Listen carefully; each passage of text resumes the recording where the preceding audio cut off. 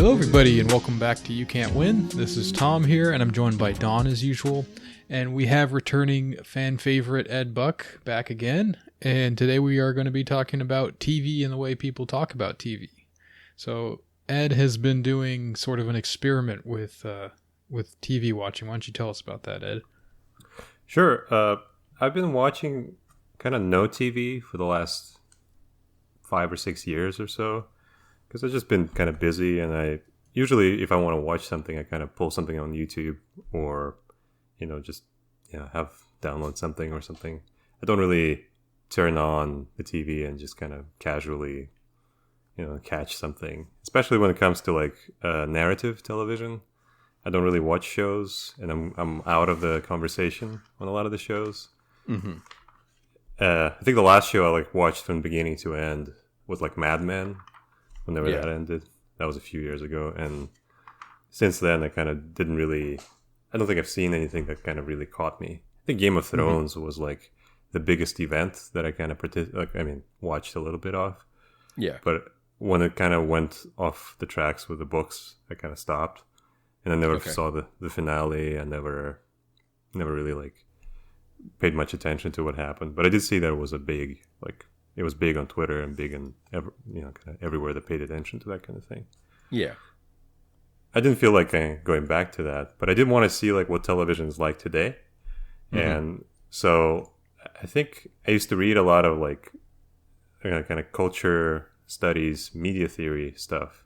And at least in the 90s, the big interesting thing that people would say about television was that people would do zapping. People switch channels very quickly and kind of would create a very, interesting for some people media experience, because you'd be watching news at 1 second, and then you'd be watching something narrative, and then you'd be watching sports or and so on, and advertising, and all would kind of compile. And I think a few decades past, this was kind of interesting to people because it aligned with the idea of the convergence kind of theory, or the convergence of different kind of fields of media studies. I think the whole idea of media studies as opposed to film studies or literature, kind of literary criticism, instead you have to study kind of content or media, or kind of this one blob of things. And the way that blob is fed to you is through television, and or today I guess it's through all the screens that we have. It's just, you just get a blob of media or a blob of content. Yeah. And it's basically uninterrupted, and you get to choose what you get, but at some overall level, someone else chooses what you get. And I think that used to be a kind of a big mainstay of kind of media criticism, is that instead of being able to kind of pinpoint what's good about a particular thing, the manner of consuming those things is kind of very disjoint and not really controllable in the same way that sitting down and watching a movie is. So instead of that, you have someone watching about 6 to 8 hours per day of some content on television, or some of this, a little bit of that. So I kind of wanted to go back to that a little bit. I wanted to see what it's like to get a little sampling of what it would be like to kind of do zapping, but in an age when this is not really done. Because today I don't think anyone really sits down and goes, I'll watch just one thing, an hour of this show or something. I think people kind of binge or choose the shows they want to watch, and they kind of focus on that, or try to finish it, or see if they like it, Yeah, that's called freedom, Ed. That's right. Well, I feel like you don't really get to kind of just sit down and watch one episode of Cheers or something, or Columbo. Just on TV because it's on TV, or a MASH rerun or something. So I wanted to try that, but I didn't just want to try it with kind of any random TV show, just go on Netflix, I guess, and click. I wanted to see what the best is that the TV kind of now has to offer. And I went to AV Club, and I saw what's the best top 20 top shows in 2021, and I rolled a random number generator. And got of that list, I got 3, and I saw one episode of a show called Dickinson, one episode of a show called Rutherford Falls, and one episode of something called Mayor of Easttown. I had literally nothing. I think I saw like one ad for Mayor of Easttown, and I just kind of clicked through it very quickly because it looked just very boring. But everything else, I just had no idea what it's like, what it's about, and I just kind of went in cold. I just wanted to see like what would it be like to kind of turn on the streaming service or something, and just kind of click at random and see kind of what you get. Mm-hmm. I think you guys, before the show, you guys said that you haven't really heard of these shows or haven't seen them. Yeah, I haven't heard of those. I guess the Mayor of Easttown sounds familiar. There's a lot of memes around it that I saw and people praising it. And then Rutherford Falls, I've never heard of at all, like not even no pre-awareness. And then Dickinson, I just saw some of the promotional stuff kind of thing for it. Never seen it. My understanding, that one's the one that's about like Emily Dickinson or something like that, and then it's sort of like a reworking of her life to be more dramatic and sort of like feminist or something like that. I'm not sure the way that they do it, but yeah. Yeah, so I guess we can kind of jump into each one of them. So my goal with this is that I watched these with a friend, and we kind of tried to piece together. I watched season 2, episode 9 of Dickinson, which I think is each season has 10 episodes, so it was right before the finale.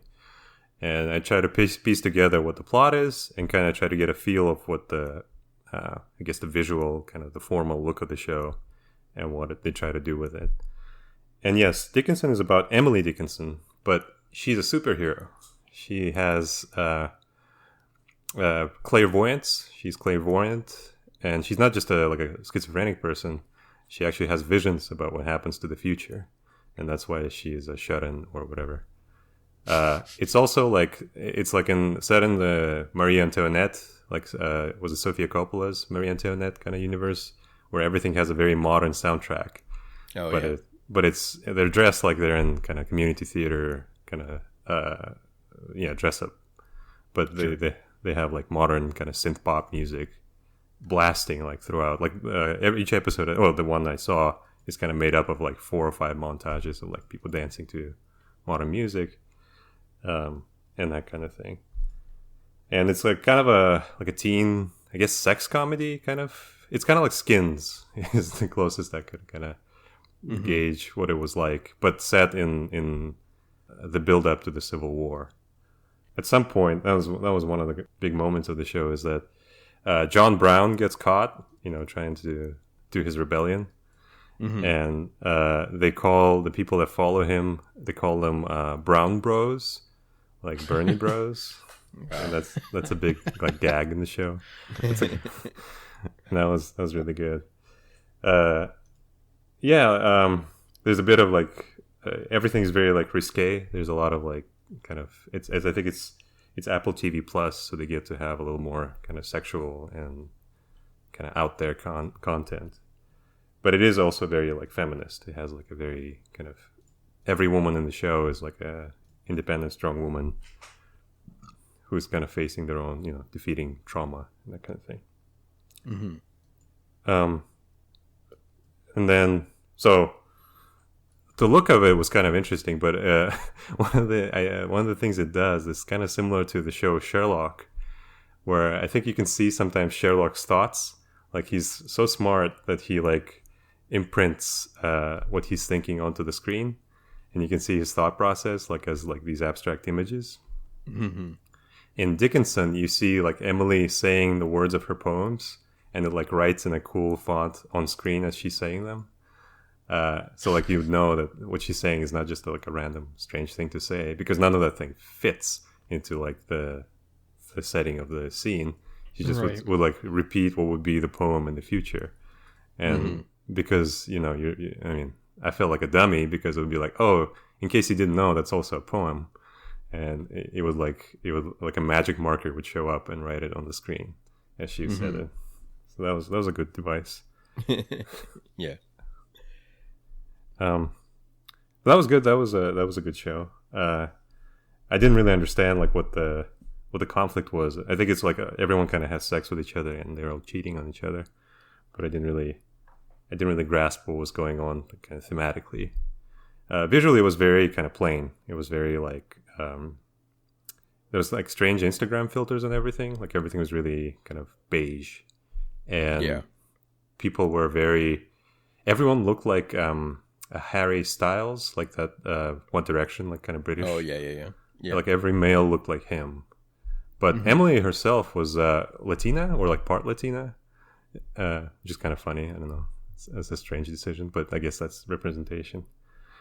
But everyone else was like kind of a cast. Oh, there was one Asian guy, and the kind of one of the gags is that he's a kind of a Ken Jeong kind of character. He's comic relief, and he's the only like person of color that's not a slave. Which is funny, or not a heroic black person trying to escape, South or something. So that's Dickinson. Then Rutherford Falls is an Ed Helms, I think written and produced show. And Ed Helms is it's about the Confederate general statutes, or I think it's not actually like a Confederate statute, but Ed Helms is Nathan Rutherford, and he's like a descendant of one of the people whose statue is in the town square in this tiny town that he's in, which is called Rutherford Falls. And like Native American activists are trying to remove the statue. So it's very hot button issue. I think when it was written, I think it was like on the screens all the time, the statutes and stuff. And Ed Helms himself plays like this kind of oblivious white guy trying to be nice, but still trying to preserve the heritage of his great, kind of ancestor. But the big thing about that show is that it's very much like The Office or something like a CW kind of sitcom. Kind of everything is very like bright and everyone's very well lit, and there's all these like little jokes that are kind of dialogue, little gags. And the episode that I got was actually centered around recording a podcast episode, where Ed Helms goes on a podcast and he says something that will get him canceled later, and he's trying to get that podcast edited. So that's kind of funny to see that. What streaming service is that on? It's on Peacock, which I think is the NBC. Oh yeah, it's NBC. Yeah, but it's not shown on NBC. It's only on Peacock. I think it's exclusively. Yeah. Which tells you it's a very good, high quality show. They don't show it on TV. But there were some funny gags. I mean, there were jokes. One of the things is that it's very strongly native centric. A lot of characters are natives, and they kind of a lot of the side plot is not really about Ed Helms, but about these other people that are trying to get the statue removed, I think. And like a lot of jokes about like reservations and casinos, but done in a very kind of tasteful kind of way. Or like in a way that would be read as tasteful, I think, because they listened to native voices. They had consultants, I think, on the show. Sure. And the Mayor of Easttown is like a very straightforward criminal kind of crime drama, and it's HBO, so it's very like it has like the air of prestige, but everything about it seemed like it was like Silence of the Lambs, where there's no Hannibal Lecter. So there was like a very straightforward kind of procedural, but the main character has like problems also. So like the main, like, I think there was maybe like a K-punk article or a K-punk like blog post about how in cop shows you can't just make a cop like straightforward show anymore. You have to have, the cop has to have like internal problems, like he has to be an alcoholic or have like drug problems or something like that. And in this one, I think it's Kate Winslet, and she has she's divorcing and has like all kinds of internal kind of struggle and strife. But the episode that I saw was a very like going through the steps, catching a bad guy, and then actually like finding who the bad guy is and then apprehending him. Or actually in the show, she shoots him. Spoiler alert. But that wasn't the finale. That was like way early in the beginning. So maybe there's more bad guys. Yeah. I'm guessing that there's more bad guys.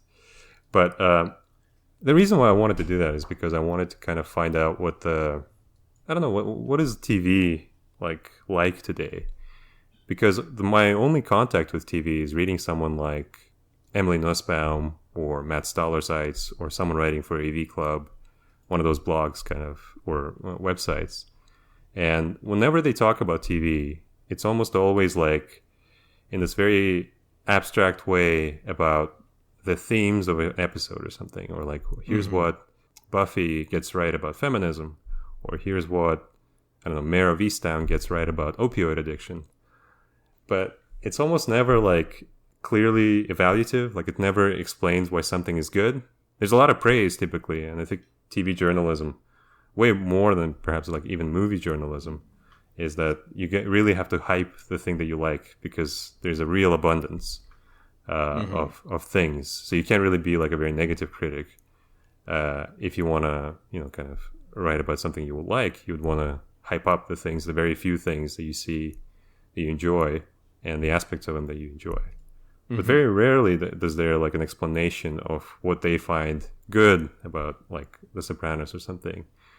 You don't really get that. What you get is like, well, here's what adulthood means. It's like essays. They're like college essays of like Sopranos and feminism, or X and Y, like 2 things or 3 things. X-Files and police violence or something. So they're very like topical and very easy to kind of read and swallow and digest, but really hard to kind of piece together what the actual import of doing that is. Like, I think it comes much more so than with movies even. Like, people are very naturally just assume that you're gonna watch something. And if you're gonna watch something, you're gonna watch, you gotta watch this show because it's really like cool and it really arrives at these themes that are important and that kind of thing. But it never, but I never really understood that, because I don't watch TV. I watch sports, I watch like, I still watch like stuff that would be on television today, but I just watch it on like a computer. And there's no real impetus for me to really buy like an HBO subscription. I can't really see myself doing that. And like in the absence of like comedy or something on Netflix, I wouldn't really get a Netflix subscription. Like, I don't really see the point of doing that. Because I could get movies elsewhere, and if I really wanted to, I could get pretty much everything on there I could get elsewhere. And the only thing that I can't really get is like an access to these like really big budget, or, not big budget, sometimes they're pretty cheap, TV shows that are narrative drama kind of, and comedy TV shows. And today I don't really know what the point of that is. And I find it very odd to kind of see it sort of still there, kind of lingering on since the 90s, after like, I think, I don't know if people still watch that stuff. And I feel like it's interesting because, that's you're like both, I think both you and I think of it as there's like some sort of threshold where you kind of have to be like, okay, why should I bother watching this or something like that kind of thing. It's like there's no assumption that you're just going to be watching something kind of thing. It's like a kind of like you have to be kind of funneled into, okay, this is a good way to spend my time. I'm going to watch some TV now, and it's going to be this particular program that I'm excited to watch or something like that kind of thing. As you said, like especially amongst older people, it's completely flipped. It's like they know they're going to be watching, 5, 6, 7 hours of TV a day or something like that. And it's going to be just, a lot of the time still what's on at any given time kind of thing on the thing. Maybe it'll be sports. Maybe it'll be like, a lot of the TV shows are still very, very safe kind of things like NCIS or Law and Order and all that kind of stuff, right? Like it's just very straightforward, formulaic and all that kind of stuff, and Modern Family, I guess, and all those things. But what's strange for me about like, maybe skewing a bit younger, like, millennials and Zoomers and all that, is that I see a lot of memes all the time that are like, if you're running out of stuff to watch on Netflix and stuff. And that terrifies me to some extent, because I'm like, how can you be running out of stuff to watch, like, in terms of just, because they're talking about people that are just, just have it on all the time then, I guess, or something. Like they're just watching dozens of shows and, across many different services and stuff like that. And I have I don't know, I feel like I'm completely over that, like in terms of that is a very strange thing. I still have that maybe to some extent with movies. Like, I'll sort of keep a track on what is coming out and stuff a bit, and maybe sort of prioritize certain ones and all that kind of thing. But even then, it's like, that's like maybe 1 or 2 movies a month or something. It's not like I'm not watching like 10 movies a month now at this point, kind of thing. So, yeah, I don't know. There's something strange there about this assumption that you're just going to be funneling, just watching like dozens of hours of content a month, and it's like, well, I just got to prioritize the ones that sort of fit my lifestyle in some way. And then I guess with the articles and stuff, a lot of that is just, it's like driving engagement about themes because the themes pull in more people than the actual show, maybe, or something like that. I don't know. Like it's like skimming off people from trying to, like, just relate things to, like, I don't know. Yeah, it's like trying to be like kind of like pseudo political or something like that, as a way of getting people to commit to read to things and stuff like that, or share them, at least share, I guess, because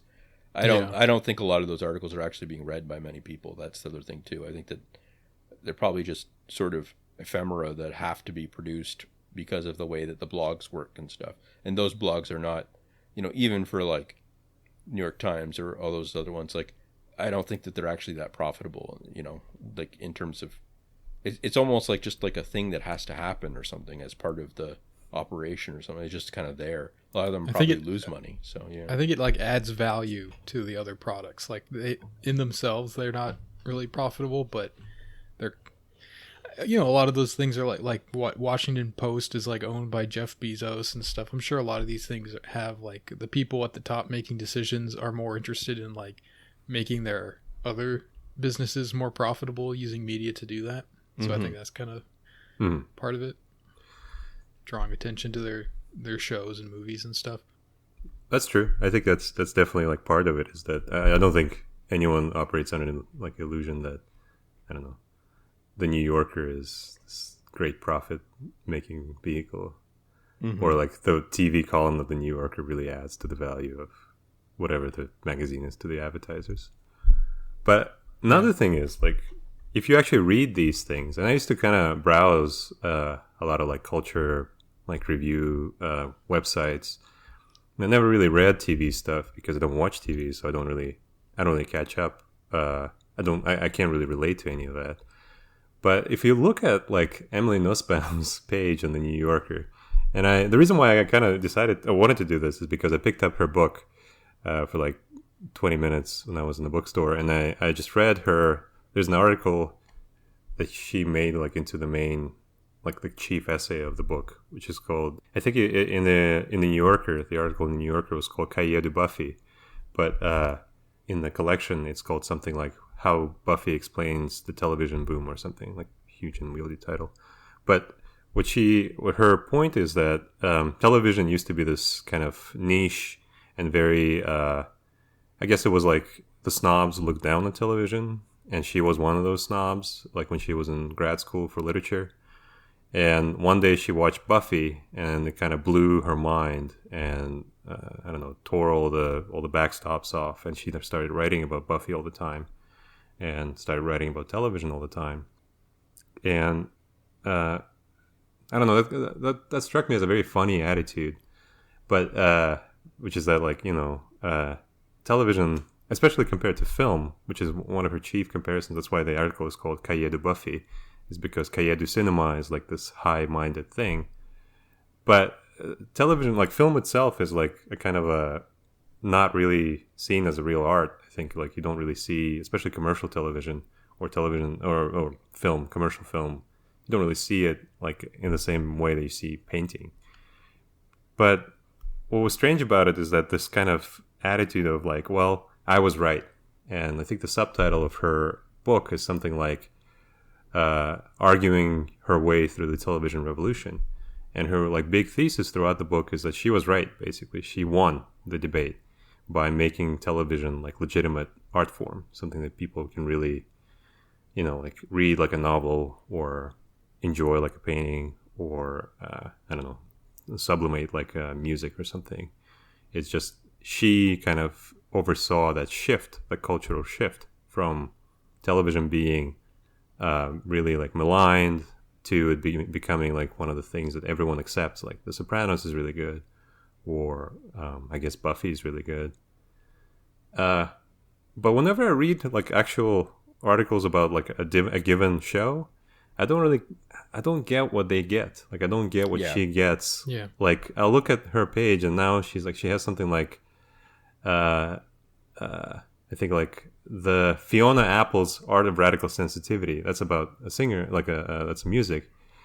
But that's not about the music. That's like, well, there's this other thing that connects to this person's work. And whenever that's done with television, I never really understand what they're saying. Like, I don't really know, like, what like the feminism or like what Chernobyl says about politics or TV's reckoning, like Tuca and Bertie's reckoning with Me Too. Like, none of that stuff, I don't think it kind of comes in externally to explain why you would watch this stuff. Like, you know, I understand why you're interested in Me Too. Again, like there are two things. There's Me Too and there's television. And one is, I guess the television is supposed to kind of elucidate what's going on out there in the world. But I don't really see how that happens when you just sit down and watch it. Like, I don't really see what the magical kind of connection is between these things. And there's almost never, if you read one of those things, there's never an explanation of what makes television good. Like, there's never like an explanation of what like the experience of watching it outside of like reading Twitter, outside of talking to other people about like this other thing. Like, other than a conversation starter, I don't really see what role television itself plays, which is kind of ironic because the whole point of the book is that television is a kind of its own art form, and it's supposed to be like have its own criteria of what it means. But in reality, I think every single piece on television, whenever I read it, is not really about television or the experience of watching television or what makes like a good show, how a good show is made, other than these really clear and obvious things that the writers like put in, like little nods to Bernie Bros or to feminism or to other things that are like out there in the world that people already care about. Mm-hmm. Yeah, like it refers to things, but it doesn't seem to add much. It doesn't seem to even at like the level of like some sort of visceral recognition or something like that kind of thing where you're like, oh, that really taught me about that subject in a new way or something like that. Most of the time it just seems like, especially for those like cartoon shows like you're kind of talking about, like it just seems to be like, oh, someone mentioned depression or something like that kind of thing. It doesn't seem to be like digging into it in any way. It just seems to be like, here are the keywords that you have visceral response to or something. So yeah, and putting them kind of in the context of a cartoon that is, it's not a kid's cartoon. It's sort of like supposed to, like, there's this inherent like juxtaposition just in the premise of the show, and then like kind of putting it in with all these like topical subjects that are also like very adult and everything. I think that's almost the entire purpose of that. It's just to give you the experience of like, this is a cartoon, but it's talking about adult stuff. Isn't that interesting? And that, I think that's kind of, the extent that really goes. Like, to some people that's interesting, I guess. Mm-hmm.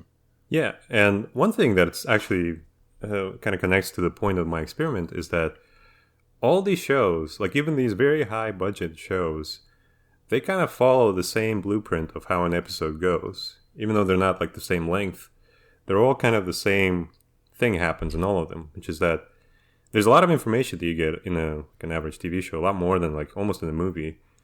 Each episode kind of has to give you like backstories of all these characters and all these subplots. And none of that really matters, I don't think, like significantly, but because there has to be some stuff in the episode, they have to just add stuff. I don't know. Adorno used to talk about how like these popular novels that people used to write, like Dumas would write like a novel about, I don't know, a guy goes off and, like Count of Monte Cristo, he gets put away into prison and then comes back. But, the basic plot you kind of know, but there's all these other things, like his, kind of homeowner, when he comes back and becomes rich, his homeowner has like his own subplot. Like the people he's like with all the time, they all have their own subplots. There's this great widening of plot that, you can't really keep the theme still because you can't really like be pounding the same thing over and over. It just kind of feels like a lot of details are being added. And I think the same thing is true of TV, is that like there's all these details that come in. But the way they come in is through like very boring kind of storytelling. It's the most obvious thing, which is that two people are doing like a task, like driving or walking, kind of Sorkin, walk and talk. They just, two people, two characters meet each other face to face, and they just start saying what happened off screen. And that, like, in every show I watched, that was all of the TV show, is that, like, they just kind of, two people just kind of talk about something else that happened before. And you don't really see people, like, uncovering something, or, I don't know, like all these, like, things that movies usually do for you to actually see something happening as opposed to hear it. None of that actually, like, none of those inhibitions of storytelling exist in television, because you gotta pound all this information into people, like what the backstory is for all the characters. So, yeah, like every TV show, like all the 3 episodes that I saw, 99% of those was like a guy picks up his girlfriend or his friend and they kind of chat, basically. And then that little beat ends. And then he meets, the main character goes to another place and chats with someone else. And that beat ends. And there was almost no action, in the sense of, like, there was no non-dialogue kind of things happening. Maybe in like a season finale or season kind of premiere, there's more of that. But most of it was told through this capsule, like very small dollops of dialogue exposition. And there were no like inhibitions about that. That's just the way people kind of talk. And what was being dolloped out in those little scenes was, on the one hand, there was like completely, to me, irrelevant and kind of meaningless plot information. But also they would kind of touch on these themes of like, oh, like in Dickinson, they would talk about like, oh, this women are really being oppressed. Like they would literally say something like that. Or like, a woman's opinion is not being counted. I'm working all this stuff in the kitchen and no one really listens to what I have to say about the war or something. And there's just you don't get that information kind of extemporaneously as you watch someone do something. Like you wouldn't really, you would understand that, that was actually happening if you saw her being like ignored or something. And you would understand the meaning of that. But it's being reinforced through dialogue, like it being really explicitly and expressly reinforced. It's her saying like, oh yeah, I am being oppressed. Or someone else saying like, oh yeah, I am like I have an opiate addiction or something. Which is kind of funny because I think this stuff was almost premiered by The Sopranos. Like The Sopranos, the central like bit of The Sopranos was like the mobster guy. Tony Soprano talks about to his therapist. And that's when he kind of announces what the theme of the episode is, like every time. Yeah. And it's very obvious what, like, if you actually saw the episode without those scenes taken out, you'd still understand what was going on. But it kind of explains his, like, character background and understanding of, like, why he does certain things. But, I don't really know, like, the point of that ever, except that it does provide a fodder for, you could actually, like, it becomes a conversation starter. Those things, like those themes, are already like in the action of the show, like I guess diegetic action other than dialogue. But then the themes get excavated and really chewed on in dialogue, and then they get like, usually there's like a theme and there's a little joke and there's a little plot detail, and that's all that's getting conveyed in these small dialogue face-to-face scenes. Yeah. Well, I think you're spot on. I agree with all that. I think that, I don't know, as you have been talking about this, I've sort of been thinking about what, I don't know, I have some ideas about why this works the way it works, why they do this way. And I don't know, at first I was like, this is probably too cynical a take, but then the more you talk, I'm like, no, I'm not cynical enough about this. This is like getting worse and worse in my mind. I think that a lot of this stuff is, I think you're on point with saying that Sopranos started it. I think Sopranos, now it's incredibly overhyped and like it's, people say it's like the best TV show ever. I thought it was like fine, but there was a lot of stuff that I thought was kind of stupid in it. And a lot of it is this sort of thing that you're describing. I think those moments of like really shoving it in your face and just having someone explicitly say, this is the theme of this show, almost, like just kind of coming out and saying it like that, or having these like kind of pointless conversations that just tie in these like topical subjects and stuff. I think that's there to give you as a viewer like the experience of, I'm watching a show that discusses these things. This is an interesting, thought-provoking show. It's not really about doing something with the show itself, where it's not even really about discussing those topics. Like, they don't really have anything to say about that stuff. Yeah, that's true. Yeah. You know, like even like Sopranos, like people will say things about like how it dealt with 9/11 or whatever because he picks up a newspaper or something. Like, to me, I never understood what the big deal. Like, he picks up a newspaper that announces 9/11 and then he just walks back in the house. Like, I get that that's like the statement is supposed to be like, okay, he's back to the. I mean, I don't even know, to be honest. I don't really know what that was supposed to be or what people get out of that. But it's just like putting it in there so that you kind of, it's very, you know this term midwit. Have you guys heard of this? Yeah. No. It's sort of like, like middle brow, I guess, basically is what it is. It's, you can eat your fast food kind of art, television is basically like fast food sort of stuff, but it doesn't feel like you're totally slumming it. It's not like super low class. It still has the airs of like, this is like intellectual, creative, like serious artistic work or something, but it's not like challenging or difficult or even boring, like a lot of that kind of stuff can be. Like, it's not pretentious or whatever.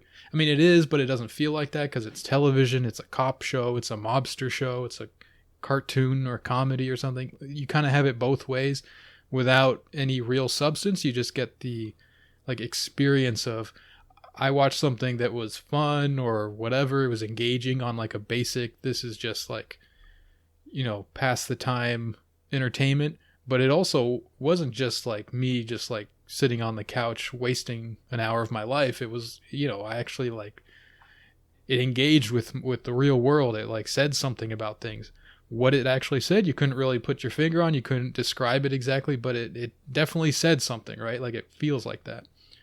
So I think that's what a lot of that is. And then these articles and stuff are there to establish that context of like, these TV shows are not just, it's not just a cop with a Philly accent. That's, to me, it seems to be the whole premise of that one show. But this like means something. It says something about like working class America or something, like, well, what does it say about working class America exactly? Mm-hmm. That part is missing. But the idea that you can watch this show and it will tell you something about that, you'll learn something about that, you're like an intelligent kind of engaged person for watching it, that is an experience you'll get, but you won't get any real substance from it. Yeah, that's definitely kind of my take on like prestige TV. One of the things that they say about prestige TV, like Sopranos and The Wire and all that stuff, is that it has like, it finally like television looks cinematic, like it looks like a movie or something. And that's actually a big thing for Emily Nussbaum, is because like whenever I read the book, it always says like, oh yeah, this is just like a movie. You're like watching a long movie or reading a long novel.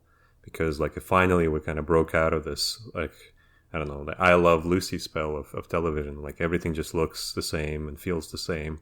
Everything looks like it was, made very cheaply and poorly. But it doesn't look very good. Like, I don't know. Like, I remember watching the first season of Game of Thrones, and it was just like, I don't know if they will actually release that version on DVD or on Blu-ray or whatever, or on streaming. Maybe they'll like update it. But it looked bad. Like, it looked like all the special effects looked like video games. Yeah, I kind of remember that. Yeah, I remember thinking the same thing, actually. Like, video games look better than whatever they were doing with CGI, and look better at the time.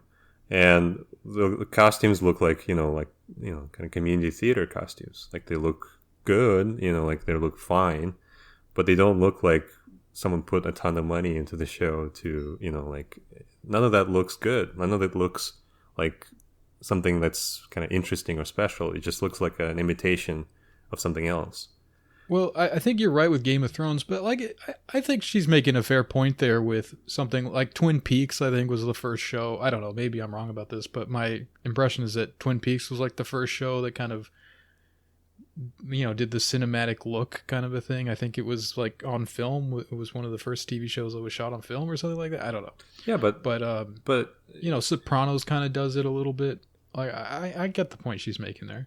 Well, I mean, from my point of view, like Twin Peaks, I think looks like a TV show because I think it's meant to be like a TV show. It's meant to like make all these references to TV shows, and it has like these little moments where there are like cinematic things going on. But if you watch if you did the way I watched like these shows, if you pick one season or like one episode in the middle of Twin Peaks and watch it, it looks exactly like a soap because it's meant to. Yeah, whether or not you get a David Lynch directed episode, basically, I guess. Oh, and even David Lynch ones. Like I think a lot of them he still kind of, I think that very consciously tries to kind of go back to what the television looked like. Yeah. Yeah, he's doing, he's kind of doing it both ways. Yeah, and like a lot of David Lynch movies look like they were like television things. But like I don't really get what this, like for Sopranos, I don't really get what's so cinematic about The Sopranos, other than like it looks like a kind of a mobster movie, which is okay. It looks like a calc or like a copy of something made before, which is a lot of TV. It looks like something that was made before it, basically, by someone else with an original vision, typically. And that's true, but I don't really see how that's cinematic in the sense of like, you can make something that looks like a movie, right? But if you put out like what The Sopranos is like into theaters, like as a, without the name recognition that it has, people kind of laugh at it because it's not, or, some people laugh at it. I would laugh at it because it's not like, it doesn't look like a movie. Like it doesn't have anything original to it, like to the look of it. It just looks like people talking to each other. And I think like the Red Letter Media bit used to be like shot, reverse shot.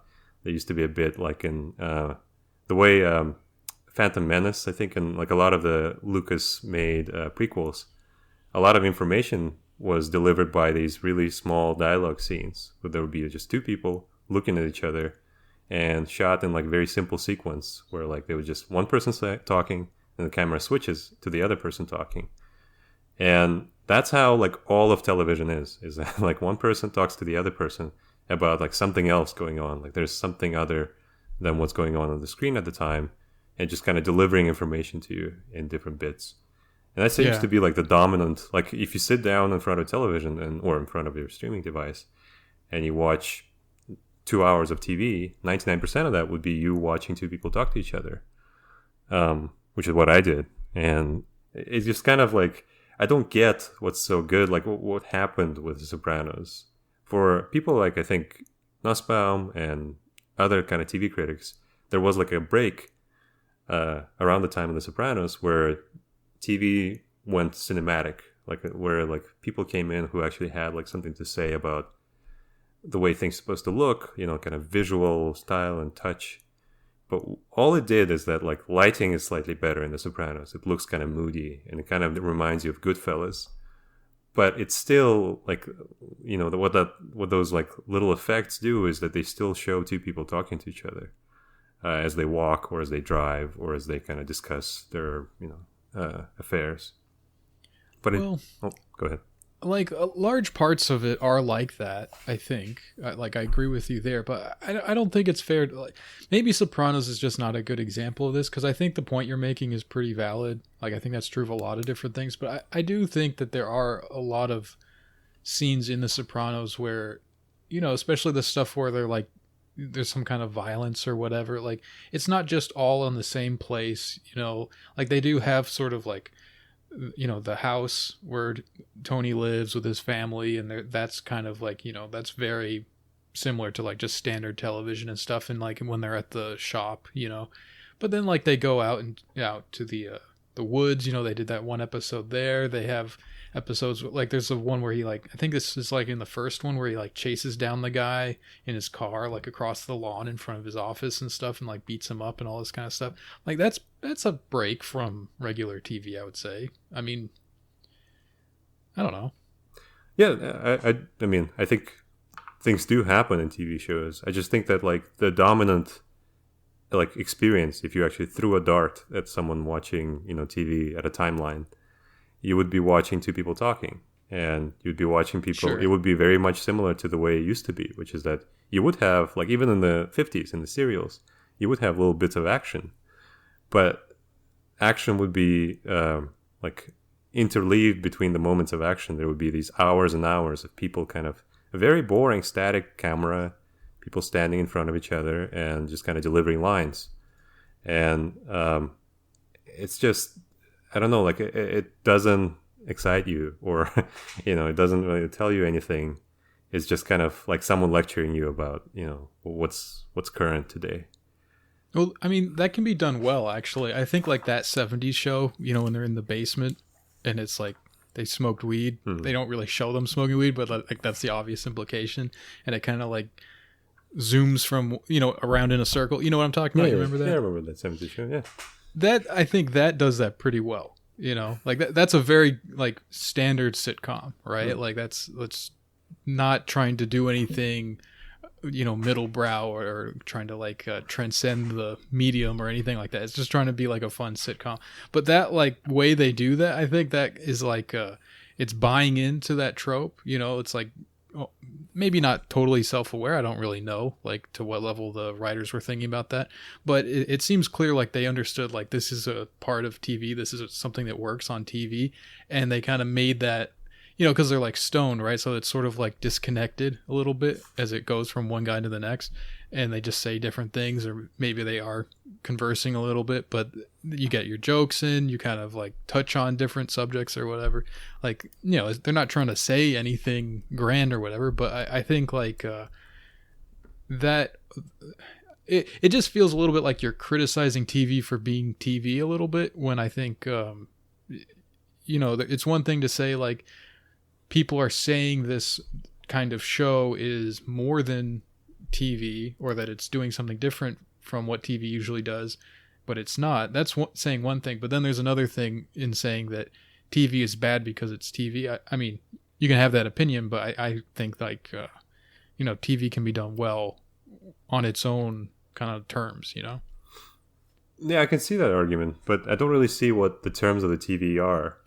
Like, I think what's good about that 70s show is that it's funny. Like, there are funny like lines, and I remember like those scenes. I remember like, I don't know, there was action. They had action, like when Kelso bought the van and he brought like girls to the van. I remember that, but like it was funny. It was just like that's what made it good. But those like the way that it was filmed and framed was obviously just like kind of hackneyed and not very, it wasn't. Yeah, sure.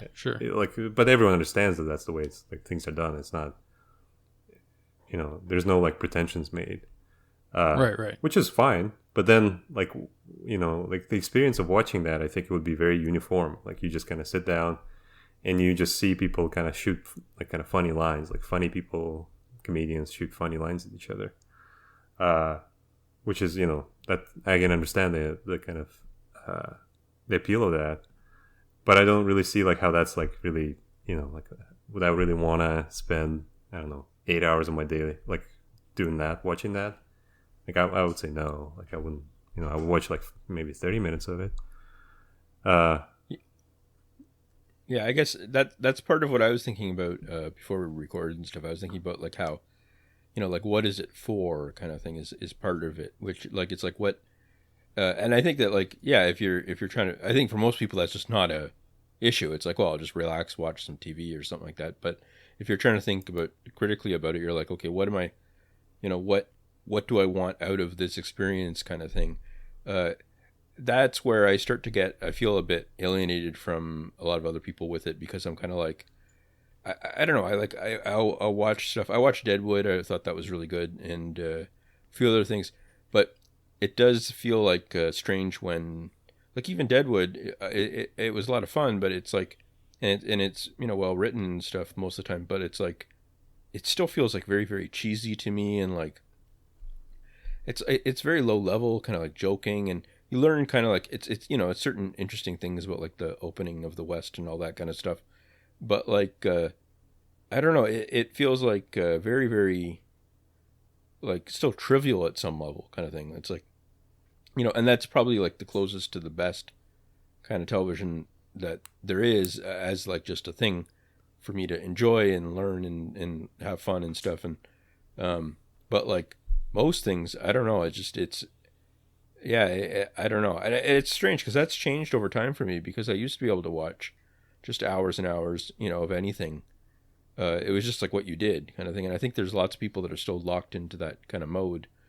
And I think that, it's shifting over to other things now where people just watch TikTok for hours and stuff like that, I guess. But like, in YouTube, but like and podcasts. I was thinking I guess about how podcasts that's have that's kinda true changed, though. Yeah, like, it's like because like every week or whatever you get a podcast episode you listen to, and like the ones you have your favorites, and you're kind of like excited when they come out with a new episode and stuff. That sort of feels like how it used to be with TV. yeah, yeah. I guess that's true. Yeah, I guess I do listen to a lot of podcasts and stuff, and yeah, I think that's a strange thing though. It's like I don't know. I always feel like I'm missing something. It's like even Sopranos. It's like it's pretty good.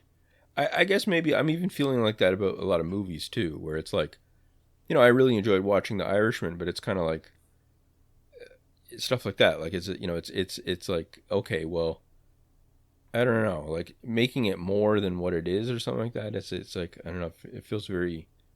It all always feels a bit cheesy and weird and stuff. A lot of these movies and shows, and it's like, I don't know. I always feel like I'm missing something, that there's some common element that people respect that I just don't get. So, Yeah, and I think like for a lot of cultures that maybe the voice that you get talking about it is always the voice of like the reviewer, and their perspective is again, like I think they are very fairly like partisan. Like they're people very invested in having like the enterprise of television and television journalism going on.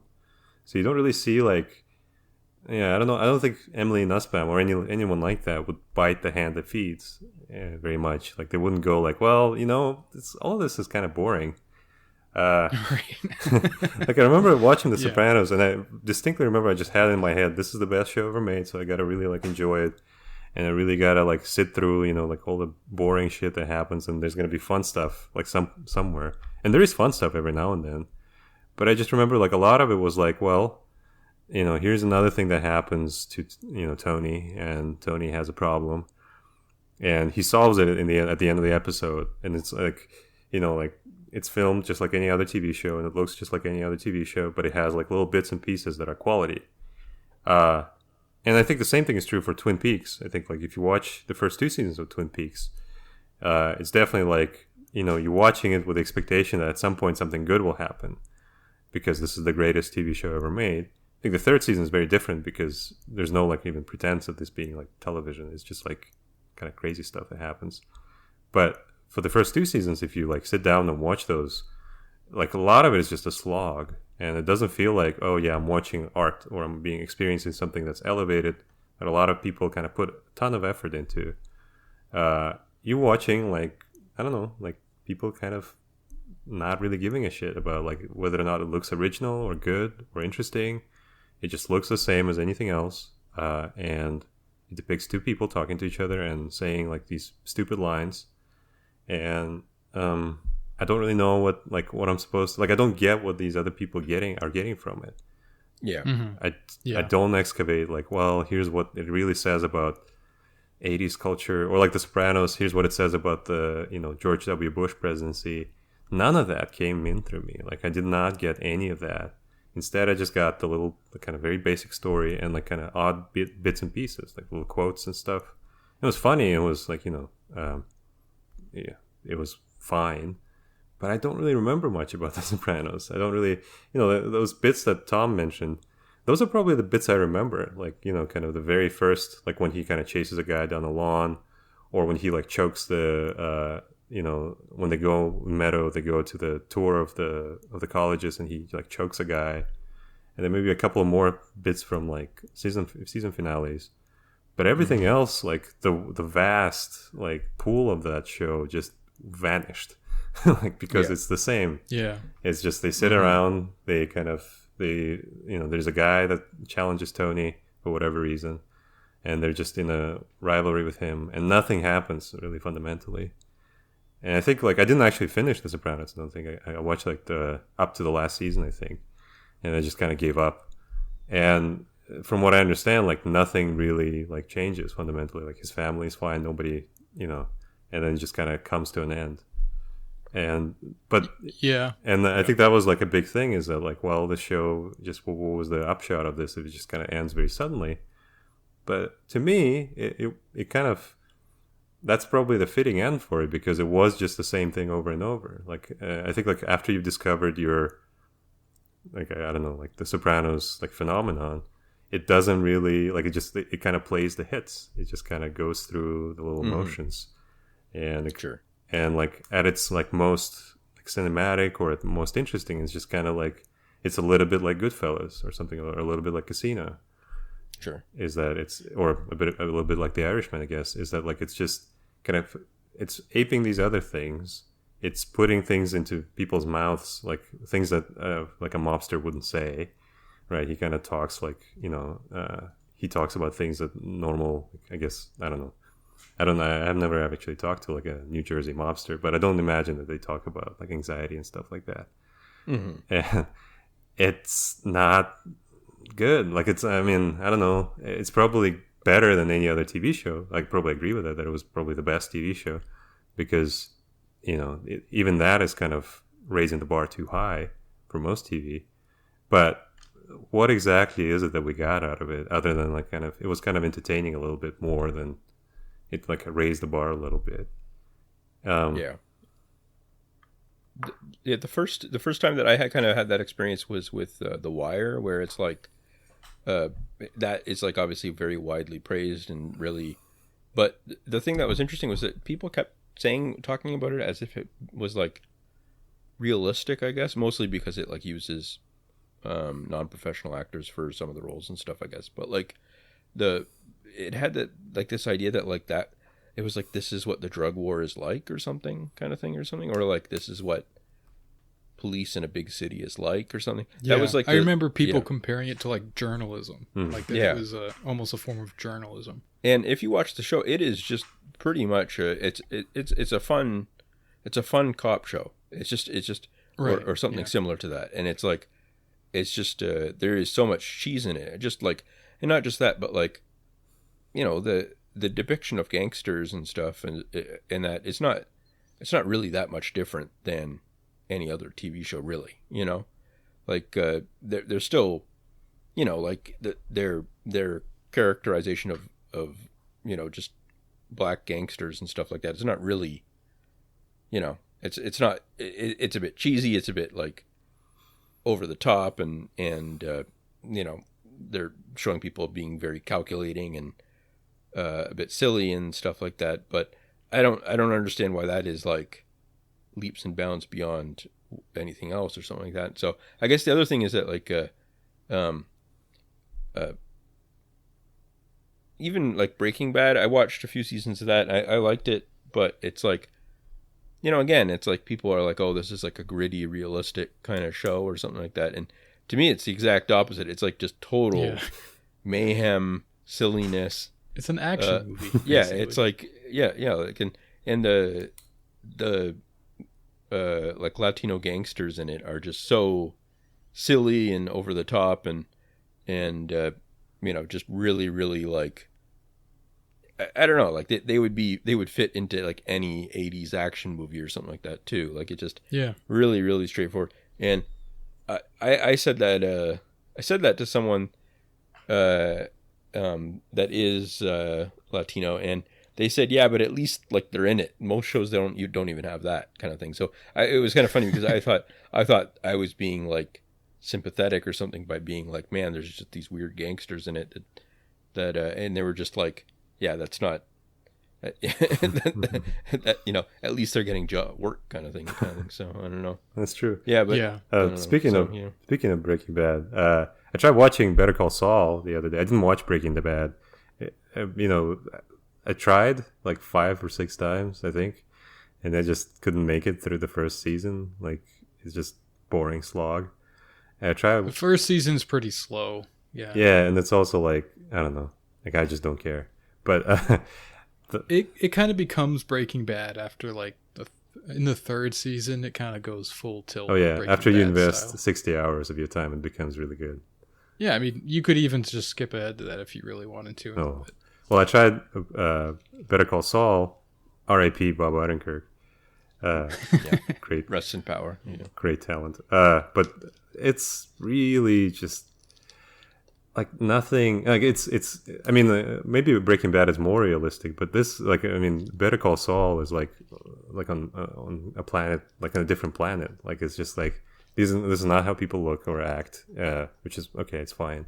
but it's also I can't really get the other stuff that's supposed to be there. Like I understand that if I had this on TV, maybe I'd watch it again, like back in the age where I watch a lot of TV.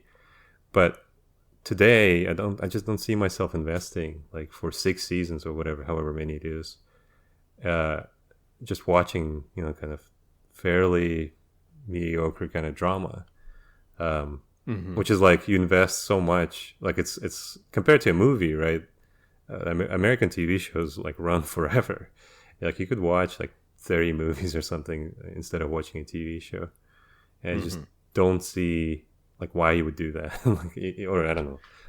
Well, I think I enjoy Better Call Saul. I enjoy Breaking Bad. I like The Sopranos well enough. Twin Peaks I really like. I think Twin Peaks really pays off with the final episode. I think like it kind of made it all worth it with that last episode. In the last episode of the second season. I actually haven't seen the third season. But like I also think I have like kind of low expectations for it. Like Breaking Bad, it's kind of funny because I think like I recently rewatched Breaking Bad. When I first watched it, I was more, I don't know, I kind of bought into a little bit more of the, like, this is a gritty, like, drama sort of a thing. And on rewatching, I was like, oh, no, this is just a really well-paced action movie with, I don't know, I think a lot of these shows work on the basis of good acting, like, from the leads, where you like seeing certain characters. Like Breaking Bad and Better Call Saul both have that Mike character, the bald older guy. Yeah, the guy that's like he's great. I love him. Like he should have his own show. I just like watching anything that would have that character. So like that would be enough for me. But Breaking Bad kind of like it has this pacing where every episode it kind of like just ramps it up and then picks it up from like right where it left off and then continues to ramp up, and it just does that episode after episode. I think that's really fun.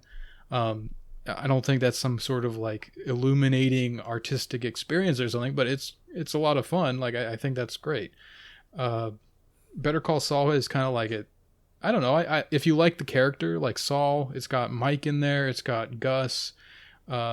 It's sort of just like I don't know. It takes all your favorite characters from Breaking Bad and shows you more of it, So like, what's not to love about that, I guess. Like I recently watched Peaky Blinders and Ozark. I don't watch like a ton of TV, but every once in a while I'll pick some series, and if it kind of engages me enough, I'll just continue watching it. Those are both pretty mediocre, I think.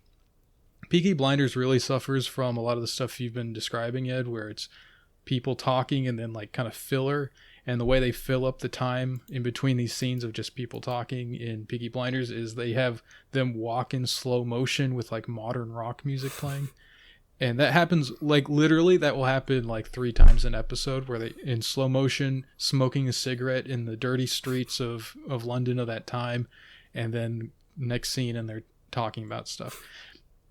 I guess I don't really know why I continued to watch it. It sort of was like borderline like watchable. I think there was some fun stuff like the way the one guy would always like shout like Peaky fucking Blinders. I don't know. That just was kind of like fun, I guess. I guess what I actually really enjoyed about that show was the way they depicted like the aristocracy and kind of like the upper class of society. There's a lot of like cool stuff that I think is handled fairly well for a show like this between about like politics at the time, right? Like they have the British fascist guy. I can't think of his name. Mosley. Mosley. Yeah, like he's a pretty prominent character in the last season, and they have like the communists and the way that this gang is like working kind of on both sides with all the labor politics going on. Like that's done in a way that's like entertaining. It's not sort of like clonking you over the head with like this is important political stuff. Like so that was like reasonably watchable, and then just kind of like fun stuff with like assassinations. But again, it's like good acting from Sam Neill. He was like the kind of like head police guy that was trying to like stamp out the communists and the gangs and stuff like that. He was pretty good at that. Sopranos, obviously, like James Gandolfini's great in that. The Wire had I thought McNulty was really good, and Omar, right, and what's the guy's name, Stringer Bell, and the other guy. Mm-hmm. I don't know, just like kind of engaging performances. Breaking Bad has Bryan Cranston doing a good job, and all the other characters I mentioned. Like, I think if you have something that is just like you're moving the plot forward in a way that's engaging, just on a basic level, like it's just competent storytelling, and you have some people doing a good job acting, that they can kind of like pull you out of like, oh, I'm just watching these people talk, and then it's next scene, and then blah blah blah, and it's, oh, I just watched a stupid TV show. If the acting is like just enough to kind of pull you out of that, and the storytelling, the writing is competent enough to kind of like move things forward enough that you're not realizing what you're watching is just like a dumb TV show, I think it kind of like, it's doing its job. And it's also like that will allow that whole illusion of like this is something more than a TV show to work, but it also is like that makes it entertaining enough. Like it will just function as like a entertaining, thing to watch. Mm-hmm. Sure, but I think what that does, like if you actually sit down and think about like what you're watching, it also kind of, I think people a lot of times when they see something in culture, they kind of switch into like how this was done kind of mode of thinking about it. Like you don't really think about the object that you're actually receiving. You're looking at it like as if you were the writer or the actor. And you're like, you think I'm doing that now? Yeah, like you're like, from the point of view of the showrunners, how do you like capture the attention of someone? Like, well, you need these types of actors that are really good at like being able to kind of masquerade what's going on or something like that. But, at the end of the day, so I guess like what you're saying is like they tricked you kind of like, or they got you to care enough so that you would kind of watch the plot. Yeah, I mean, I think any kind of acting is basically trying to trick you into thinking that they're not acting. Yeah. Like, it's kind of fundamental to it. Yeah, but like, I think I don't know, like, I guess I'm not really like a huge fan of acting generally, but like, what is it that, like, why would you actually like spend time doing this otherwise? Like, because I think like we're beginning with the assumption that like, kind of what we started with is that you're going to spend some time watching TV.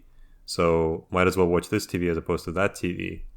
But like, I don't know, I'd rather watch like video games or something. I'd rather watch like Counter-Strike. Like there's more stuff going on visually. Sure. Yeah. I mean, that is more often how I spend my time. But every once in a while, I would rather watch like a show. Just something that's like watchable, So like, I mentioned I watched Ozark. I didn't really talk about it, but Ozark is kind of dumb. There's a lot of stuff that's really weird and corny, and the dialogue is like really atrocious, but there's like the way the story gets told, there's not a lot of like super obvious like, oh, he's gonna run into this problem and then he's gonna do this to get around it and stuff. It kind of like preempts that in like in ways that, like, I don't know, like it keeps you from too easily predicting what's going to happen next, I guess.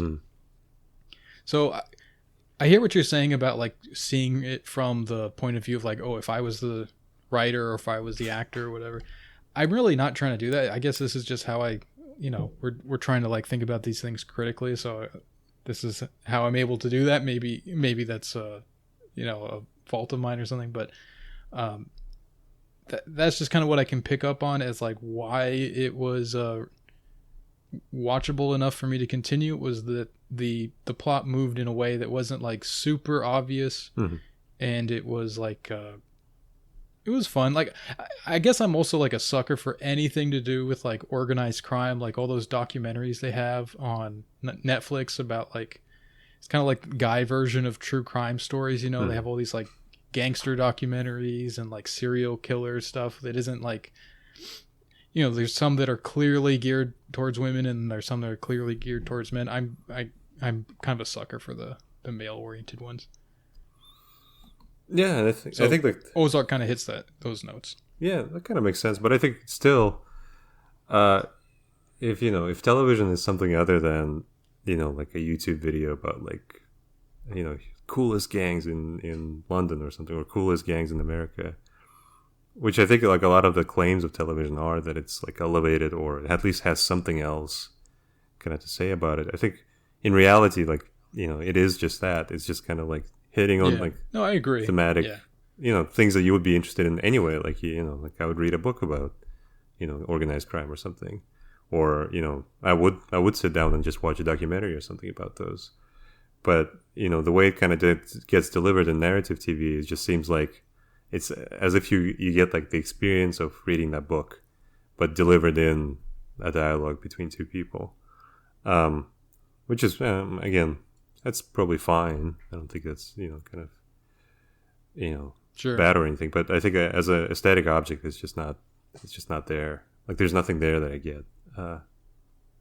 Yeah, so you're sort of saying that maybe it doesn't rise to the level of like art that some of these writers claim that it does. Yeah, I think that's one of it. But also, like, I don't think it really rises to a level of like even good entertainment most of the time. I think if you ask people what they like about a TV show, usually it comes as this idea of like guilty pleasure. Like, you kind of go like, well, it's kind of a silly show, but I like this and this about it. And Sure. I think like a lot of this like new age of TV idea is that like actually these like little things that people watch, they're actually serious or like have like something weight to them, and you don't have to be kind of defending them. You don't have to say that it's a guilty pleasure. You could just kind of say like, well, I like this, and I like it because of this and this. But I don't think that stands up to scrutiny. It's just not even on the level of it being like a real like art or like something like Picasso or something, but it being like just something that you can defend properly, or like something that you could really say like, well, the people making this really put in enough effort for me to not be ashamed of liking it. And I don't think that anything on TV like really rises to that. Okay. Well, yeah, that's fair, I guess. I do have one more thing I want to say about Peaky Blinders that I enjoyed. I just felt like maybe there's people out there that watch this and are like, why aren't you mentioning this? Tom Hardy's character in the show is really great. So that again is like one of these things, like Breaking Bad has the Mike character that is just like, love it. I'll watch it. Even if he's only in there for like 5 minutes, I'll watch a whole episode for it just because I love that character so much. Tom Hardy's character in Peaky Blinders is like that. He plays this British Jewish gangster who's kind of sort of like crazy, sort of psychotic and kind of weird and stuff. And he basically does his Bane voice to do it. That's good. I don't know. It's fun. Like, again, like you've been saying, I'm not trying to say that it rises to anything, that it means anything. It's just kind of a fun thing. So. Yeah. No, I mean, that sounds fun. Yeah. But I might check it out, actually. But yeah, even though I just ranted about TV, I might check it out. So for sure. I mean, I spend a lot of time watching like Slay the Spire on Twitch, or like looking at crypto charts go up and down. Like I can spend time in worse ways than a TV show. Like I don't know if like I'm getting a lot out of these other ways that I spend my time staring at screens. So like every once in a while, I'll change it up, throw on a show. If it has something in there that grabs me, great. Mm-hmm. But I totally agree. The whole like pretensions to like art or whatever that some people are claiming are kind of like, it seems pretty self-serving. Yeah. Yeah. But maybe we're missing something. I don't know. Last time we did this about like A24 movies and people got really mad. So I wonder, wonder what'll happen this time. Sure. Okay. Do you want to do a few questions, or what do you think? Sure. Let me pull them up. Okay. All right. So let's do some questions. Donald is the GOAT of posting, but has he ever gotten the yips the middle of an international posting war and had to drop out? I think ever gotten the yips in the middle of a posting war. I don't know. A lot of times I back down. I don't know. I don't know. Yeah, like if I'm I don't know. People will sometimes reply to me. So I find that if like more than one woman replies to me with Donald, just Donald, it's usually a bad sign. Usually means that like I've said something stupid. I take the exact opposite view. But... yeah. I don't know. Yeah. So. Yeah, fair enough. Okay, another one for you, Don. What appeals to Donald about Catholicism over other Christian denominations?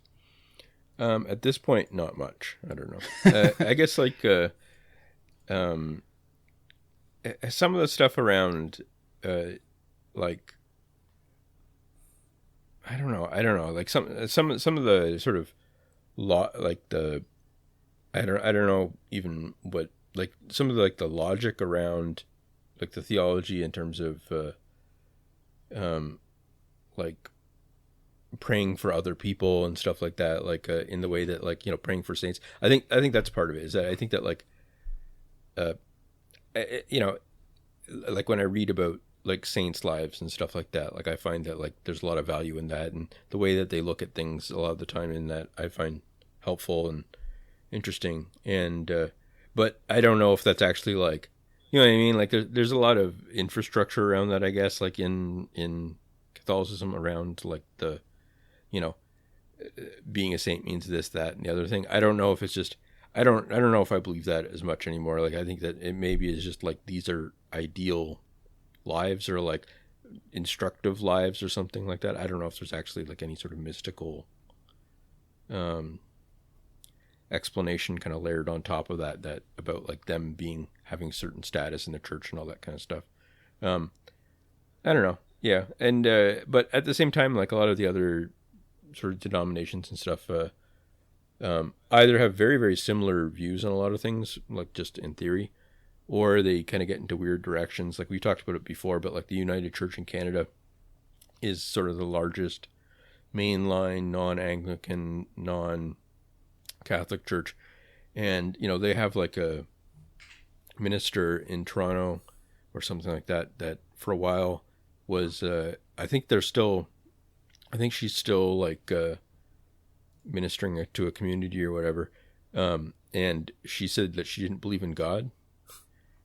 Which stuff like that, like it's just, I don't know. I don't know if that's just like an extreme case and that most of it is fine, but like they had like a debate about it as a congregation, and we're kind of like, well, yeah, we want to like respect her opinions or something. And I think there's something desirable about like the kind of Catholic thing of like, at the very least, they wouldn't allow that kind of thing. They'd allow a lot of things, but they wouldn't allow that.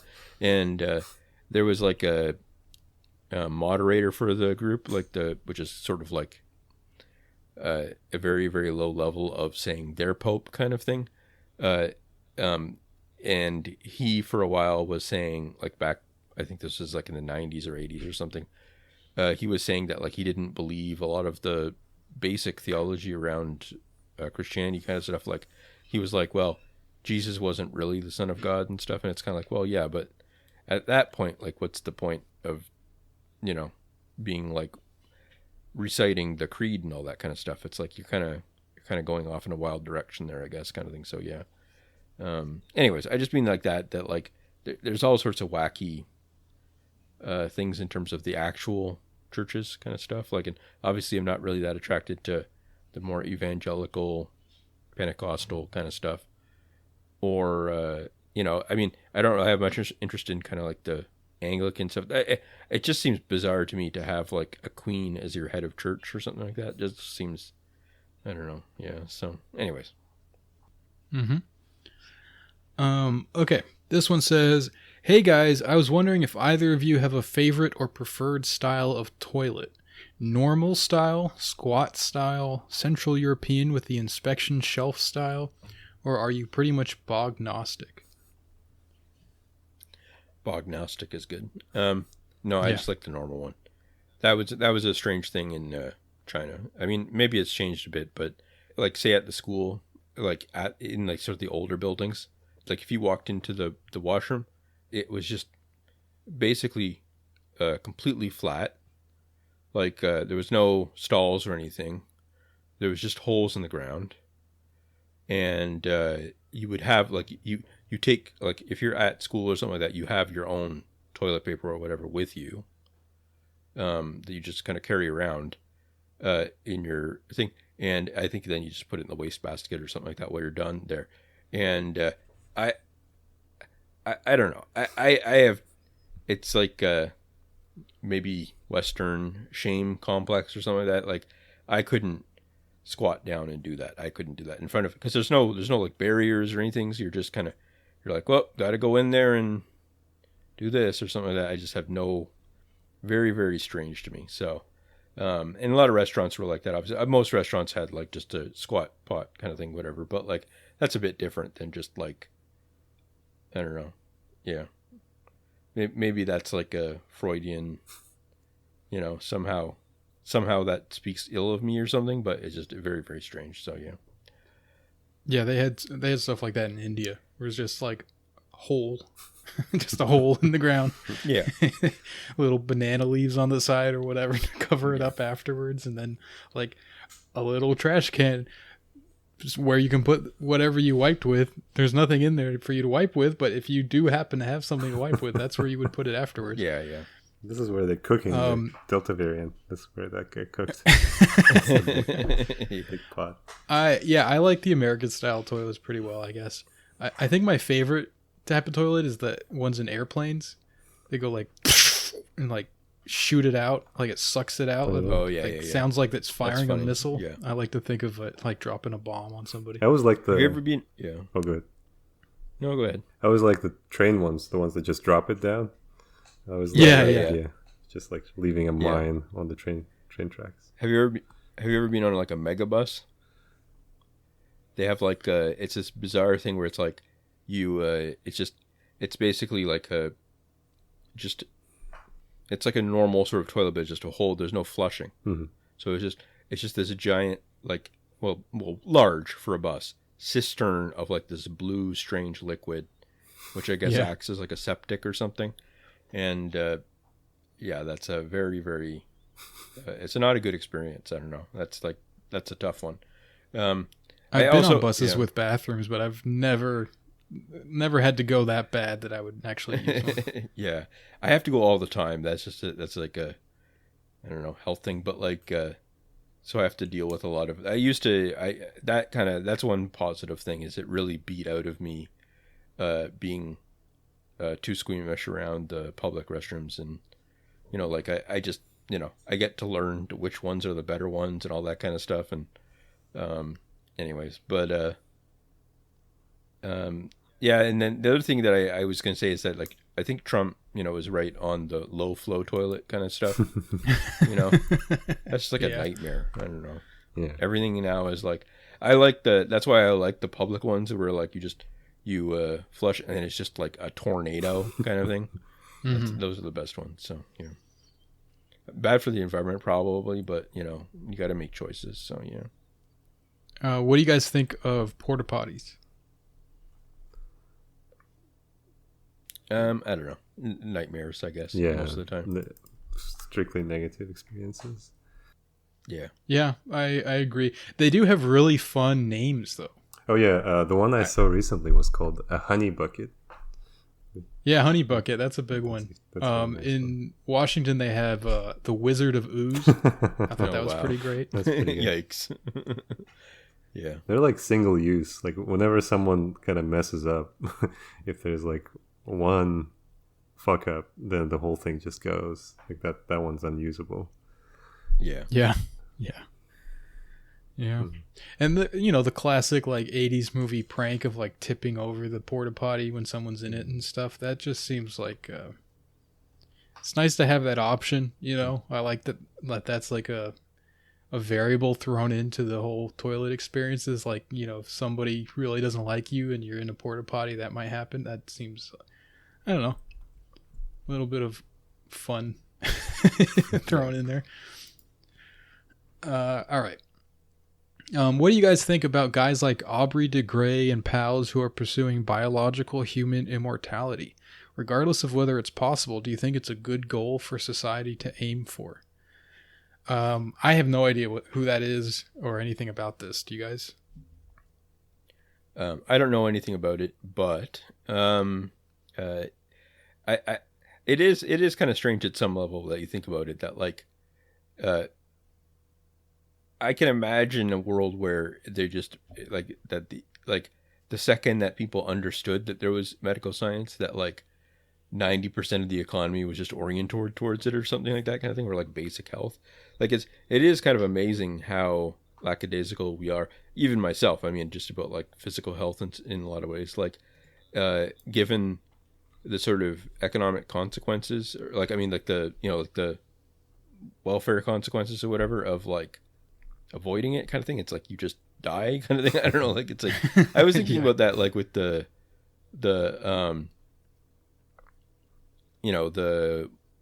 vaccine stuff, like about like how they're going to pay. I think in New York or something, they're going to pay $100 to people that get the vaccine now or something like that. And then there's also like the lotteries and that, which is kind of like, okay, well, you have a 1 in 100,000 chance of getting $1 million or something like that kind of thing. It's still like, a substantial amounts of money either way kind of thing. It's enough, but like $100.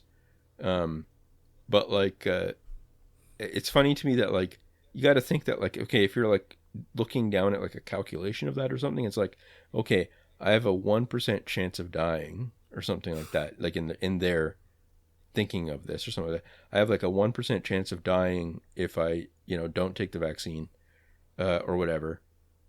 But that seems like it should be like an enormous, or like maybe like a even 10% chance of getting sick and not having a great day or whatever, and that kind of thing or whatever.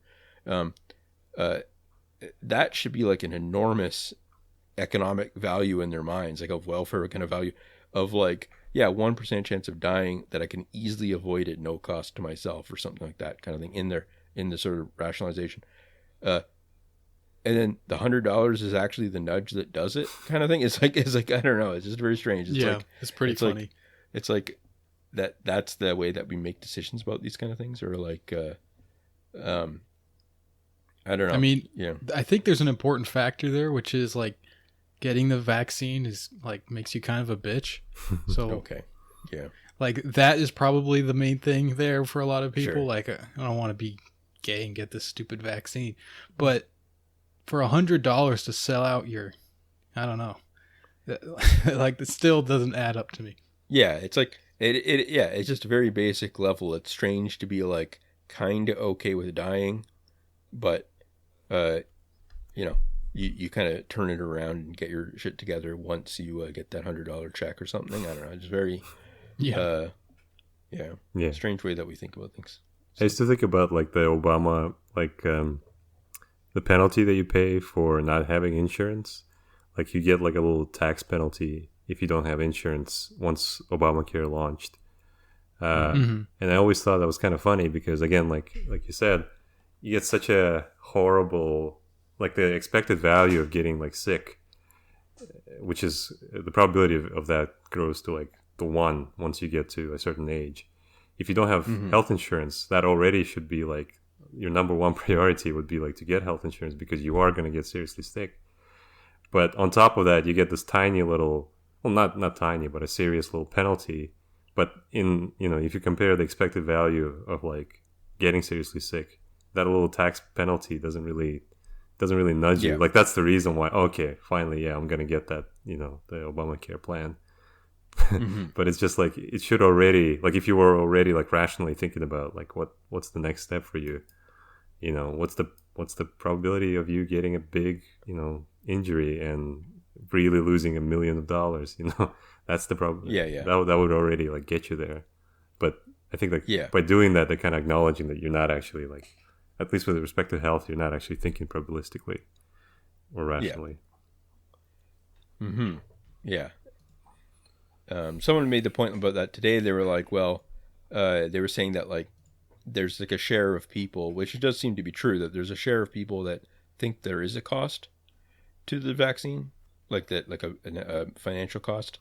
They don't trust their health insurance or like the government to give them a free vaccine. So that's kind of become like a left-wing talking point kind of thing. And I don't think it's wrong really as like a thing, but it's sort of like a funny way to avoid some of the troubling racial questions and stuff like that too, or like political questions in a way, because it's like, that the sort of straightforward liberal response has been anyone that doesn't want the vaccine is an idiot because they're just believing QAnon's level kind of conspiracy. They're just an idiot, or they're black. So it's like a funny thing. It's like they're like, well, no, we know that there's like poor workers and POC or something that are like not taking it too, because like the black uptake is lower than white in general, and so they're like, well, they can't say those people are idiots in their model, right? So they have to right. go, well, the reason is because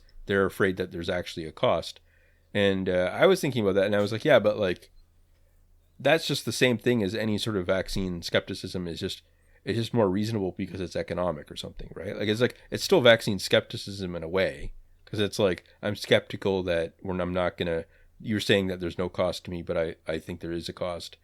And well, that's just what the health thing is too. It's like, I'm expecting there's going to be some sort of like physical cost to me or something, or like the government's going to be able to do something to me or something like that kind of thing.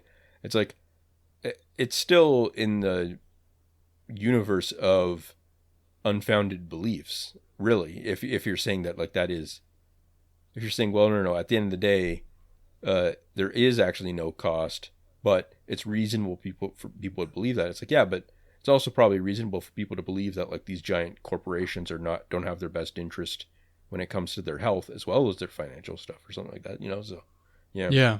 I thought it was funny. We were talking about this in the Discord a little while ago about, like, basically this idea of, like, liberals kind of trying to find excuses for why, like, black people aren't taking the vaccine and stuff. And so there's this article about, like, it references Tuskegee, you know? And I was just, like, saying, like, okay, so if that's an okay excuse, like, can I use that? Like, why is that excuse only available to black people? Like, couldn't I also look at that and be like, well, look at what they did at Tuskegee. I don't want to take that stuff. Like, why is it only black people are allowed to say like, it? Sure. Yeah, why are they allowed to say it? Yeah. Right, Ed, that's what I'm saying. Sure. Yeah. Anyways, why don't do we have like a quick last one or something like that, or do you want to wrap it up there? Yeah, let's do this one. It says, eating your own turds, yay or nay. Nay seems to be the most common position, but you're mostly doing it anyway, so why cut out the middleman? Thoughts?